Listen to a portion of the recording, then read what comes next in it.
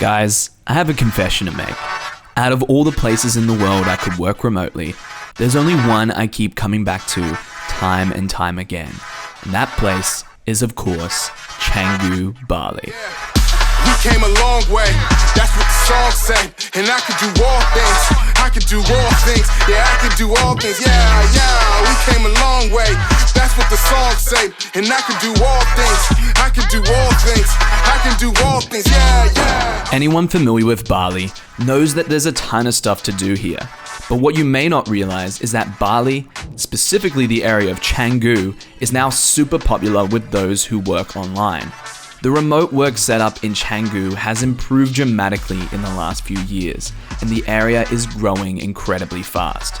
Now that the internet has improved in Bali, Canggu has become one of the top places to work remotely. And in this video, I'm going to share my experience as a remote web developer here in this exciting and beautiful digital nomad destination.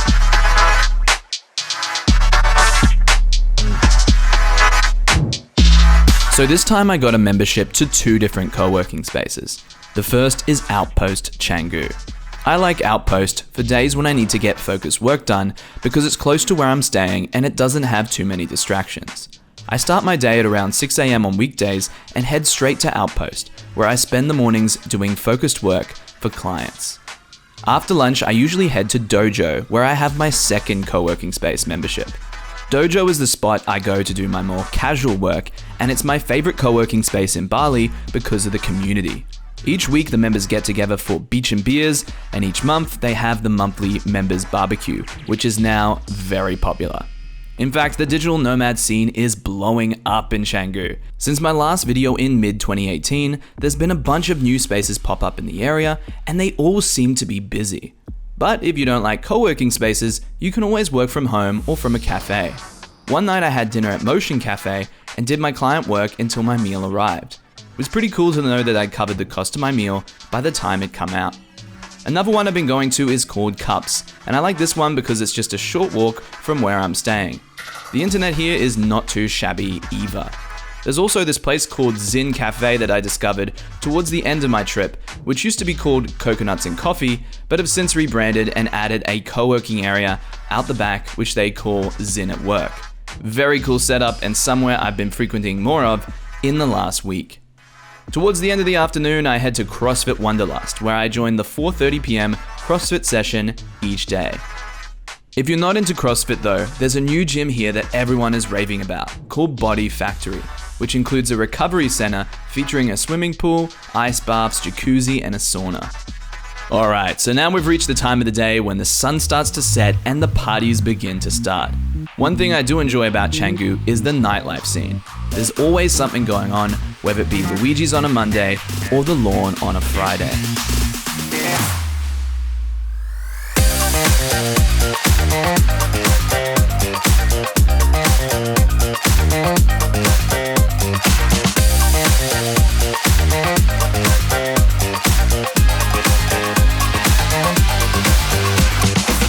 Okay, so that's a little rundown of the lifestyle here, but one of my favorite things about Bali is the social aspect. As Bali is such a desirable destination, there's always people visiting, like my friend David. Alright, so I've just made it out here to the Apple Resort. It's like a 35-minute drive outside of Canggu to visit my friend David, who obviously didn't get the memo and booked his accommodation like in the middle of nowhere. Hey man. See ya. Yeah. Give me a bro hug. Hi. Oh, hello. See you again. You're filming me as well? Yes. She's live. No, just live. Oh, just live? Yes. Ah.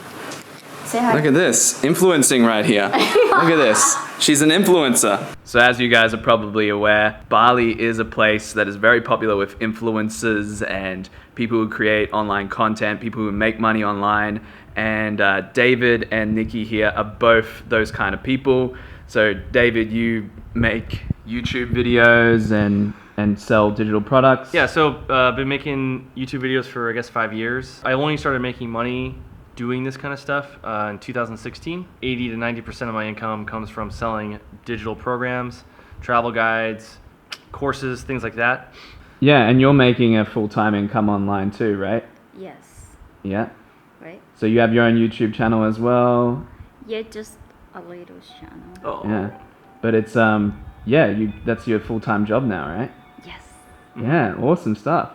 After staying up north for a while, David and Nikki did come down to Canggu, and we had a fun day out hanging at Finn's Beach Club. You're bringing the camera out already?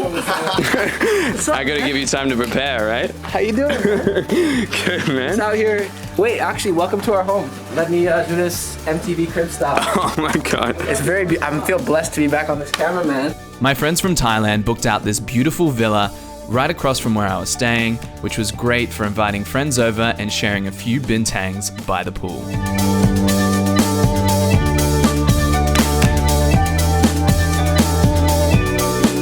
That weekend, we hit up this cool bar in Seminyak called El Nacional and enjoyed a few whiskeys and cigars.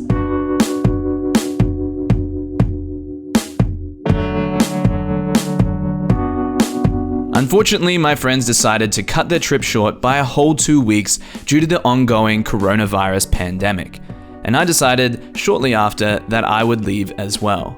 One of the things that we would have done if we stuck around in Bali would be to go on a weekend adventure. Bali is a great place to go on weekend trips, whether it be down south in Uluwatu, to the middle of Bali for Ubud, or to one of the many islands around Bali like Nusa Penida or Nusa Ceningin/Lembongan.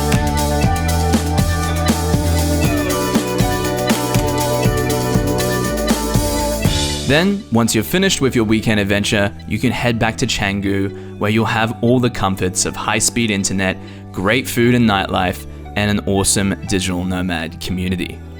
Of course, right now, at the time of recording, due to the ongoing pandemic, now is not a good time to travel anywhere, let alone Bali, but hopefully this situation ends sooner rather than later, and it's back to life as normal, which in Bali is a pretty sweet life.